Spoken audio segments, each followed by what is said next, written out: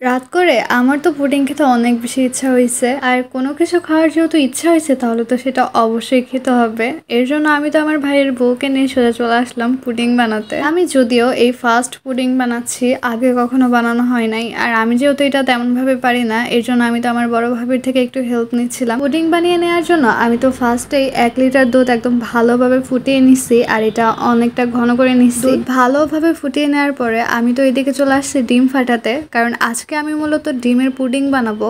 আর ডিমের পুডিং এ যদি ডিম না থাকে তাহলে তো সেটাকে আর ডিমের পুডিং বলা যাবে না, তাই না? এরপরে আমি তো ডিমের মধ্যে চিনি অ্যাড করে নিচ্ছি, আর চিনির পরিমাণ তো তোমরা দেখতেই পারছো। এখানে আমি 1 বাটি পরিমাণে চিনি নিচ্ছি। চিনি দেওয়ার পরে আমি তো তার মধ্যে লবণ অ্যাড করে দিলাম। এইদিকে আমি তো রাত করে চলে আসছি আমার ছাদে লেবু ছিঁড়তে, কারণ ডিমের পুডিং এর মধ্যে মূলত লেবুর রস অথবা ভ্যানিলা এসেন্স দিতে হয়। এগুলা দিলে হয় কি ডিমের আর গন্ধটা থাকে না। আর আমার বাসায় যেহেতু এখন ভ্যানিলা এসেন্স নেই এর জন্য আমি লেবুটা দিয়ে দিব। লেবুর রস দিলে আর ডিমের ওই বাজে গন্ধটা থাকবে না। ছাদ থেকে লেবু নিয়ে আসার পরে আমি তো 1 চামচ পরিমাণ লেবুর রস সেই ডিমের মধ্যে দিয়ে দিলাম। আমি এখানে বেশি পরিমাণে নিই নাই, কারণ বেশি পরিমাণে লেবুর রসটা দিলে হবে কি আমি পরে যে দুধটা অ্যাড করব সেটা একদম ছানা হয়ে যাবে লেবুর রস পেয়ে। এই জন্য আমি 1 চামচ পরিমাণ লেবুর রস দিয়ে ডিমটা ভালোভাবে ফেটে নিচ্ছিলাম। ডিমটা ভালোভাবে ফেটে নেওয়ার পরে আমি তো এখানে মেইন উপকরণটা দিচ্ছি, সেটা হচ্ছে আগার আগার পাউডার। এই আগার আগার পাউডার ছাড়া পুডিং বানানো একদমই যাবে না, কারণ এটাই মূলত জেলির মতো করতে সাহায্য করে।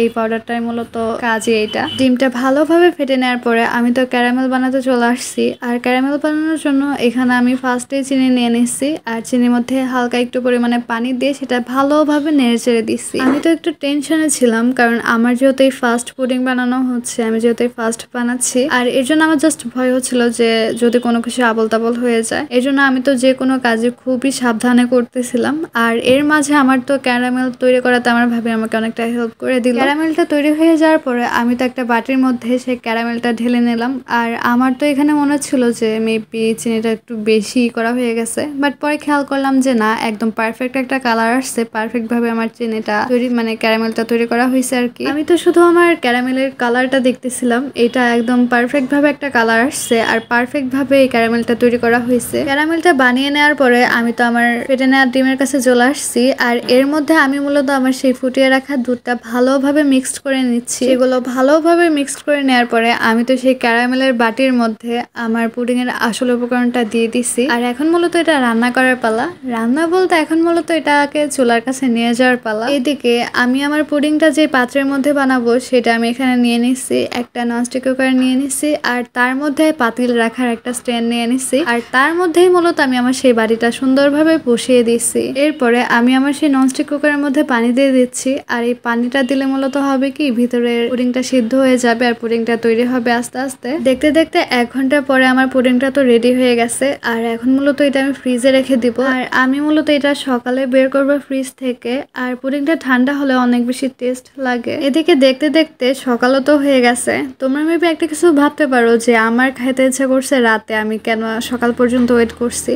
অ্যাকচুয়ালি আমি যেহেতু খাবো একটু ভালোভাবেই খাবো, এর জন্য একটু সকাল পর্যন্ত আমি ওয়েট করলাম। আমি তো ঘুম থেকে উঠে ফার্স্টেই ফ্রিজ থেকে আমার সেই পুডিংটা বের করে নিছি দেখার জন্য, আর ঢাকনাটা খুলে নেওয়ার পর আমি তো দেখলাম যে আমার পুডিংটা একদম সুন্দরভাবে হয়ে গেছে, একদম পারফেক্ট ভাবে সিদ্ধ হয়েছে সম্পূর্ণটা। আর এখন মূলত এটাকে একটা প্লেটে বেড়ে আমি সেটা ডেকোরেট করব। প্লেটে বেড়ে নেওয়ার পরে তোমরা তো দেখতেই পাচ্ছ কত সুন্দর একটা কালার আসছে আমার পুডিং এর। এটা তো অনেক বেশি ইয়ামি লাগতেছিল দেখেই, তাহলে খাইতে না জানে কতটা টেস্ট লাগবে। আমার পুডিংটা কিন্তু একদম পারফেক্ট ভাবে হয়েছে, এটা কিন্তু ফেটে যায় না, কোনোভাবে ভেঙে যায় না, এটা একদম আস্ত আছে।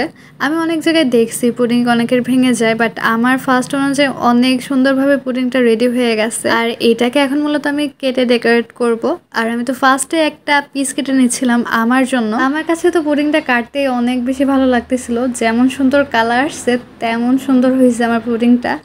যাই হোক, তোমরা কিন্তু আমার মতো বাসায় এভাবে পুডিং বানাতে পারো। আর আমি যেহেতু ভিডিওটা আপলোড দিয়ে দিছি, তো তোমরা আমার ভিডিওটা দেখে অনেকে পুডিং বানাতে পারো। আশা করি সবার পুডিংটা অনেক সুন্দর হবে। সো গাইস, আজকের ভিডিওটা আমার এই পর্যন্তই। সো আজ এসে কাল দেখা হবে। আল্লাহ হাফেজ, বাই বাই। আরেকটা কথা, তোমাদের যদি আমার ভিডিও ভালো লেগে থাকে তাহলে অবশ্যই আমার চ্যানেলের সাথেই থাকবা।